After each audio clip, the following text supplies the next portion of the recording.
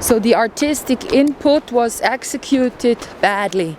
So when you have like lights in a city and you want to show the city how nice it is, you don't go showing off that you created those lights by turning them on all in a row. You would go and have those lights all on, and then you would shoot the city, and so by that have some artistic outcome. If you do it any other different way, then it's more like an ad for, let's say, those lights. Could be, or it could be an ad for I don't know, but it's not a movie as it used to be. So there are some good movies out, but it's not the recent ones. If now you watch anything on television, what you will find is they're all darkish. You don't really see them using their lighting equipment. But if you look at Casablanca, what you got is a square, and within that square some artistic decisions can be viewed. So you actually have a square, and within that square all the action is placed with making artistic choices, decisions. But nowadays you have that widescreen thing, and I just decided upon the picture ratio of my movie, and it will not be 16:9 because that's just too wide. I want to have it in a 35mm style that is 3:2, so it's almost a square. So if you have a theater and you look onto a widescreen format ratio, you don't see the ends of that screen on left and right. So what you cannot say is whether the goods placed on those borders have been placed nicely.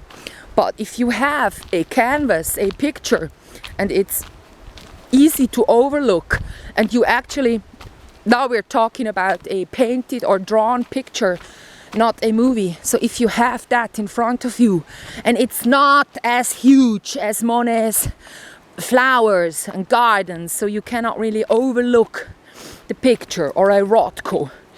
It's too big. They wanted the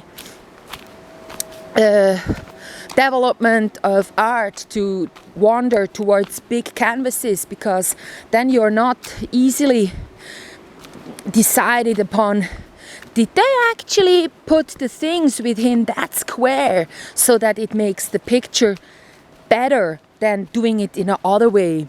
So that is what artists do. They have a square. Within that square they show a limited area of reality. So when I went walking down here and I told you, oh yeah, I'm gonna take 16:9, yeah, or there is even, bigger like logs of movie that you can decide for. I said to you, it's what we humans have in nature. You don't really see that much from up and down in your view, but you see a lot of stuff from one to the other side. So what you see there this is what nature provides us with. And when I do art, it's something artificial, so we work with what we got in reality. So real life would make me go, okay, now that I have this log of view in front of me, I can now see everything getting into my, aspect ratio of a human being. But the thing is, we want to survive there. It is a human being that is out in the field, and there is animals and humans approaching. So we have that sort of view, and we don't really fear so much for an eagle coming from above eating us, or from a snake coming from underneath. We can still see the ground. We don't suffer because we have limited view. What we humans see isn't a square. It's like a log laying. It's a rectangle, a lying rectangle. That's what we see. So what we want to have in art is, since we are thinking about what does happen near those borders of that limited view that we offer. So we want to have something that we can overlook. And by that I decided I'm gonna take the aspect ratio of, in pixels it would be 4250 to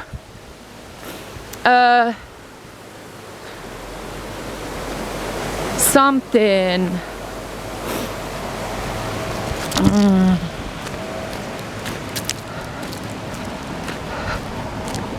It was like 4520 that I was pressing, 4520, so 4520 to something 2800 something. I don't know exactly. I typed it into the computer, the keyboard so often, but now I don't remember. So yeah, it's a ratio that depicts the movie frame best. So it's what Casablanca is. When you have these 36 millimeters to 24 or 26 something. So the 35 millimeter uses the perforation differently and whatever. So what you got in movie is a picture that is 26 something to 36, 24 to 36. Yeah, so I looked it up a whole evening and now I'm certain that I got the right angle. So my photo camera doesn't precisely do that. Let's go here. My photo camera would have, I always chop off a rectangle on the very top or bottom of the picture. So by that, then I end up at the right aspect ratio that interests me. So now I've gone through a lot of topics, and if ever I am gonna promote a downhill walk and talk, it would be the one from right now that I'm gonna upload. You know, it's like I haven't uploaded yet, but I go like, yeah, this is the winner one. And it really is, because I've been talking about all things, and if the mercantile system is within the topics covered, then it makes sense, because talk about art and not really be looking at real life happenings is like a child, a baby in its cradle, touching the playing stuff that is hung up in front of its eyes, you know, the stuff that people tend to hang there so that the baby can look at something move. And then by looking at that, just one thing you should hang there, they fall asleep easily. Like babies drink a lot during day and then they need to sleep again. That's all they do. But for them to fall asleep when there is rumors and they haven't, the woman's heartbeat next to them is hard.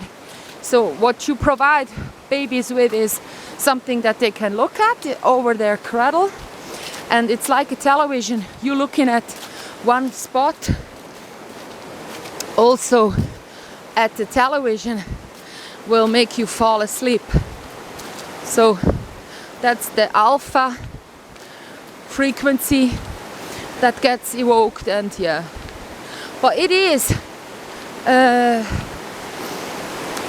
you know, something you don't deal with in real life other than you use it as a tool. So real life happenings is the sun is shining, creating vitamin D. I need to eat, to shit, to sleep, to laugh, to move, to exercise, and to procreate, have children. No, nobody says so. And you can have a fulfilled life, as I have, by not having children. So what you then have is a lot of time to do art. So that's why today I said to myself, I'm not gonna stay at home at a day like this. No chemtrails, just like, wonderful sun's out. So I want to be going through all the debris within my brain, and then when I get home, every night before I fall asleep now, I will create a movie score or a song or something, because I've created 3 already yesterday. I downloaded some software, and with those there is the notes, the lines, and with the score I just I press the piano, or I put this notes onto the score myself. So I created like a real modern piece yesterday in D minor. Then I changed to G minor it is, and now I'm creating one in G minor. So I'm saying yes, and then I listened to Sibelius, played by, I think, a Ukrainian violinist, the Concerto for Violins. It was so nice listening to that. There is parts in there where the violin plays and the side flutes. So the side flutes, they go like, like a bird. They have like a real nice, triller. They go like chirping with the violin, and the violin playing like 3 chords at a time. So I created 3 different scores, and you can listen to them right there. So I chose the harp, didgeridoo, the pan flute. So from a concerto, I'm not giving all of them a job, but since there is no usance in our day worlds to have a pan flute and a didgeridoo, a violin and a saxophone, like a alto or bass saxophone to play with each other. So I just take the concerto, because there those people would meet, and in a concerto you have all of those. The didgeridoo isn't happening there, but you can insert it, so I did. And listening to it was real nice, because I understood there needs to be the essence of music is the silence. I understood to leave in some breaks, and also to mix, like have triplets, 3 notes on top of each other that need to be played at the same time. So if you just have a children's 1 note playing, it sounds like a children's kind of song, 1 note playing. So that's how all my songs sound like, because I am singing them a cappella. So what you hear is just one